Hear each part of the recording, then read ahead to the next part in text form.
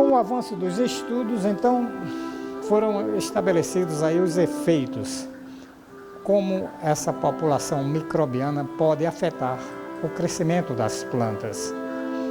Então, a gente coloca dois lados da moeda. Não são apenas benefícios, dependendo dos micro-organismos que se alojam aí na rizosfera, podem ocorrer também efeitos indesejáveis, como o processo da desnitrificação, que é quando o nitrato, por exemplo, é transformado em gás nitrogênio, quando o nitrato é transformado em N2, voltando o nitrogênio para a atmosfera. Isso é importante do ponto de vista global, mas para as plantas há perda de nitrato, ou seja, um elemento, uma forma de nitrogênio que ela podia absorver está sendo jogada para a atmosfera. Isso não é interessante.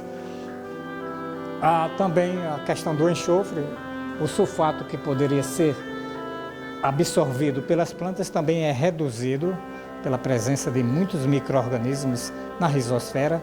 Esses dois processos, é claro, em condições anaeróbicas vão acontecer com certeza. A produção também de compostos inibitórios, podem acontecer alguns compostos que podem inibir o crescimento vegetal,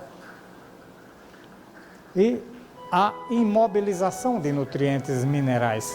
Às vezes, o solo não é muito fértil, mas tem alguma matéria orgânica, e com a formação de uma grande população de micro-organismos, eles vão competir com as raízes pelos poucos nutrientes que tem ali no solo. Isso se chama imobilização biológica, ou seja, em vez dos nutrientes estarem sendo absorvidos pelas raízes, eles estão sendo incorporados nas células microbianas. Isto não é interessante do ponto de vista agrícola, na promoção do crescimento das plantas, porque está havendo uma competição entre plantas e micro-organismos por este importante fator, nutrientes no solo. Os micro-organismos, como foi colocado no início, eles competem com as plantas. Então, a competição por nutrientes pode ser muito prejudicial para as plantas.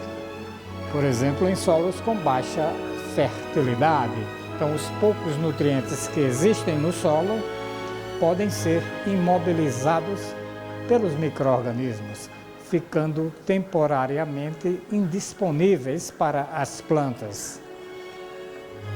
Esses autores aqui, por exemplo, colocaram que em solos fumigados com este produto, que tem ação drástica sobre a comunidade microbiana do solo, que é o brometo de metila, eles observaram que a absorção de nutrientes e o crescimento e a produção de grãos foram superiores em relação às plantas crescidas em solos não fumigados. Então é uma coisa meio polêmica. Eles estão acabando com a vida microbiana aí, porque eles estavam competindo com as plantas pelos nutrientes. Então é uma situação, digamos, sui generis. Nem sempre você tem que aplicar produtos para acabar com a vida microbiana. Mas nessa situação aí, onde os nutrientes eram muito escassos, eles adotaram essa prática justamente para impedir essa competição que estava havendo com as plantas pelos nutrientes. E eles mostraram que nesses casos é interessante, visando disponibilizar esses nutrientes exclusivamente para as plantas.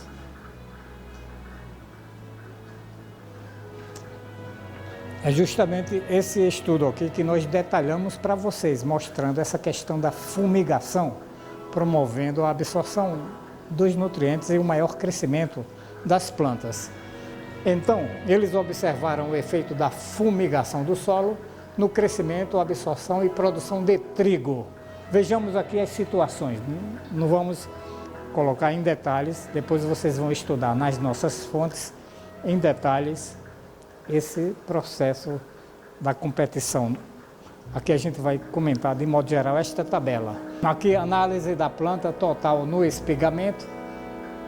Aqui as duas práticas de fumigação, não e sim, ou seja, com e sem fumigação. Então vejam que o peso seco em grama por planta, em solo que recebeu fumigação, foi o dobro, 8,1 e não fumigado 4,8. Então aqui de cara a gente já percebe que o crescimento foi altamente estimulado pela prática da fumigação. E em relação aos nutrientes, também na situação de solo fumigado, a gente observa aqui que na maioria dos casos, aliás, em todos os casos, houve maior absorção de nitrogênio, fósforo, enxofre e todos os elementos aqui, tanto em porcentagem quanto em ppm desses outros elementos, os micronutrientes.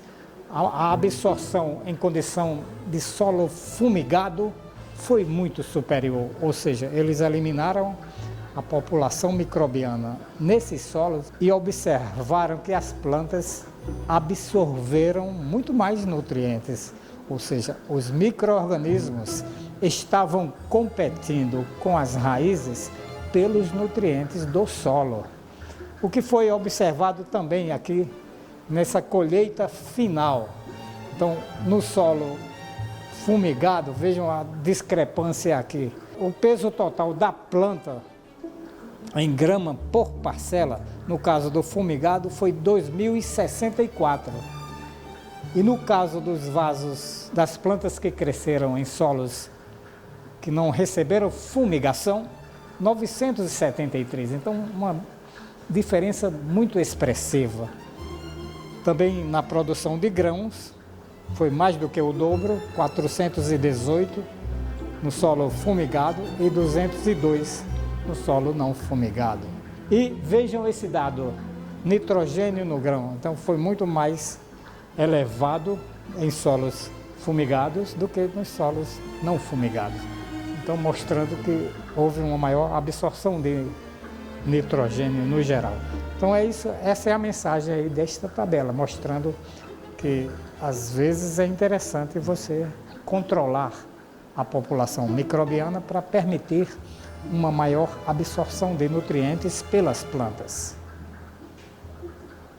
E agora também um outro efeito maléfico que nós colocamos, um efeito indesejável, às vezes ocorre um desequilíbrio na rizosfera e acontece a proliferação de fitopatógenos.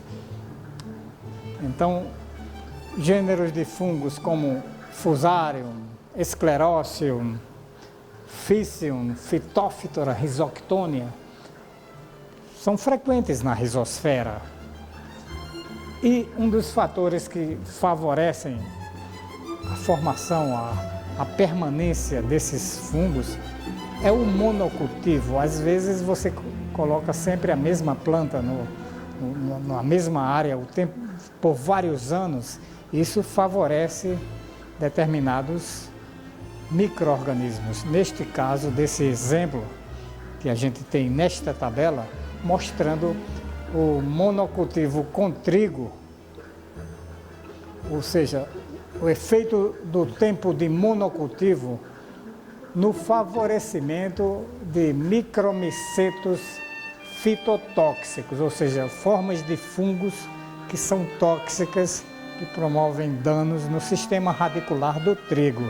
Então, eu também não vou entrar em detalhes, depois vocês estudem essa tabela no livro, mas de modo geral mostra que à medida que o tempo passa em solo onde o trigo está crescendo, ou seja, aqui vários tempos aqui crescendo, aqui no máximo 11 anos de trigo, vejam que os micromicetos, a população total, a porcentagem do total vai aumentando com o passar do tempo. Aqui outras populações microbianas mostrando as variações, mas a presença dos micromicetos fitotóxicos aumentou drasticamente, ou seja, aumentou muito em relação ao início do cultivo, ou seja, a permanência do solo com trigo durante muito tempo favoreceu aí o crescimento e a proliferação e o aumento da população desses fungos indesejáveis. Então isso também é um problema que em determinadas situações pode acontecer, essa prevalência de determinados grupos que não são desejáveis para o crescimento das plantas.